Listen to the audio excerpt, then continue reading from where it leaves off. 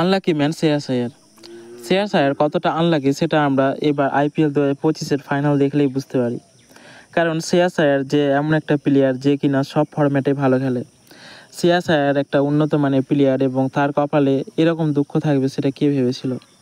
কারণ সে যখন এর আগে IPL 2024-এ যখন কলকাতার হয়ে ক্যাপ্টেন নির্বাচিত হয়েছিল এবং কলকাতাকে ফাইনাল জিতিয়েছিল, তখনও তাকে ক্রেডিট দেওয়া হয়নি। তখনও সম্পূর্ণ ক্রেডিট চলে গেছিলো গৌতম গম্ভীরের কাছে। কলকাতার দিক থেকে সে ভালো খেলেছিল এবং মিডল অর্ডার বেস্ট ব্যাটসম্যান ছিল, কিন্তু তবুও তাকে সেখানে ক্রেডিট দেওয়া হয়নি।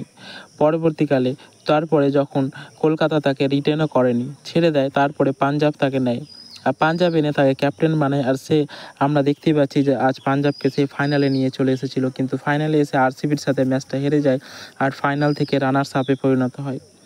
আমরা যদি দেখি যে IPL 2025-এ শ্রেয়াস আয়ার খুব ভালো খেলেছিল। 25শে মার্চ যেটা শ্রেয়াস আয়ার খেলেছিল 42 বলে 97 রানের একটা দুর্দান্ত ইনিংস খেলেছিল। 3 রানের জন্য তার সেঞ্চুরি মিস হয়ে যায়। সেটা ছিল গুজরাট টাইটান্সের সাথে, আর প্রথম ম্যাচে সেটা ঘটেছিল। আর তারপরে সেকেন্ড ম্যাচ হয়েছিল তাদের 1 এপ্রিল। 1 এপ্রিল লখনৌ সুপার জায়ান্টসের সামনে শ্রেয়াস আয়ার মাত্র 30 বলে 52 রান করেছিল। আর তারপরে রাজস্থান রয়্যালস 5 এপ্রিল রাজস্থান রয়্যালসের সাথে সে 200 স্ট্রাইক রেটে 5 বলে 10 রান করেছিল।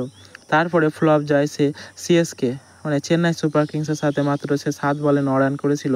আর তারপরে 12 তারিখে এসে সে দুর্দান্ত খেলেছে, দুর্দান্ত মানে একদম। কারণ শ্রেয়াস আয়ার সানরাইজার্স হায়দ্রাবাদের সামনে যখন ব্যাট করতে আসে মাত্র 36 বলে 82 রানের মতো একটা বিধ্বংসী পারি খেলেছিল। আর তারপরে KKRের সাথে সে 0 করে আউট হয়ে যায়।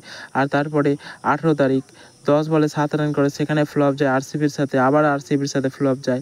RCBর সাথে ফ্লপই গেছে 3টা ম্যাচে, পরপর 2টা ম্যাচ যখন 18 তারিখ আর 20 এপ্রিল পরপর 2টা ম্যাচে যখন RCBর সাথে 6 রান এবং 7 রান করে আউট হয়, তখনই বোঝা যাচ্ছিল যে RCBর সাথে শ্রেয়াস আয়ার ভালো একটা ফর্মে খেলতে পারবে না। আর ফাইনালও সেটা হয়েছে, সে 2 বলে 1 রান করে আউট হয়ে যায়।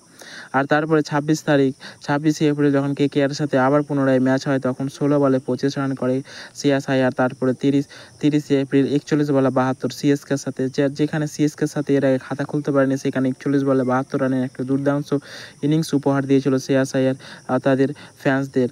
আর তারপরে 4 মে যখন সে লখনৌ সুপার জায়ান্টসের সাথে খেলেছিল, 25 বলে 45 রানের মতো একটা বিধ্বংসী পারি খেলেছিল। তারপরে 18 মে 25 বলে 30 রান রাজস্থান রয়্যালসের সাথে। আর দিল্লি ক্যাপিটালসের সাথে 24শে মে করেছে 34 বলে 53 রান।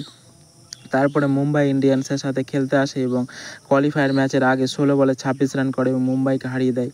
আর তারপরে কোয়ালিফায়ার 1 ম্যাচে যখন RCBর সাথে খেলা হয়, তখন আবারও 2 বলে 3 রান করে।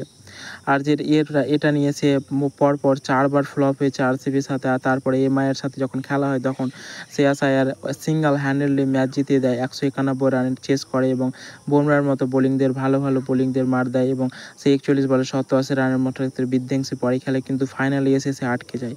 ফাইনালে এসে আবার মোকাবিলা হয় RCBর সাথে, আর RCBর সাথে সে পরপর 4 বারই ফ্লপ গেছে। 3 জুন ফাইনাল হয়েছিল, 2 বলে 1 রান করে RCBর সাথে সে ফাইনাল ম্যাচে সে রান চেস করতে পারেনি এবং তার সাথে সাথে তার IPL যে ট্রফি জয়ের স্বপ্ন সেটাও শেষ হয়ে যায়। আর আমরা যদি দেখি IPL 2025-এ শ্রেয়াস আয়ার 17টা ইনিংস খেলেছে, মাত্র 175 স্ট্রাইক রেটের সাথে আর 50 অ্যাভারেজের সাথে সে 604 রান করেছে। As a captain, as a mentor, as a সব কিছু সে খুব ভালো এবং দুর্দান্ত খেলেছে। মাত্র 17টা ইনিংসে 604 রান করেছে।